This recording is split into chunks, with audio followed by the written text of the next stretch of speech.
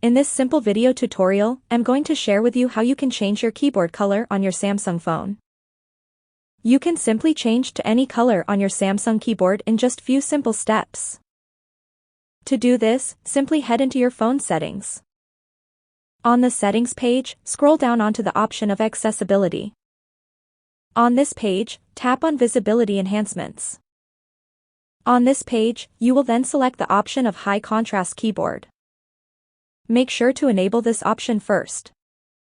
Then you will have to select any keyboard color of your own choice. As you can see, you will have to just choose on these 4 selected colors. To get back to your keyboard default, you will have to disable this option. That's how easy it is to change your Samsung keyboard color. If you have any questions, just let me know in the comments section down below.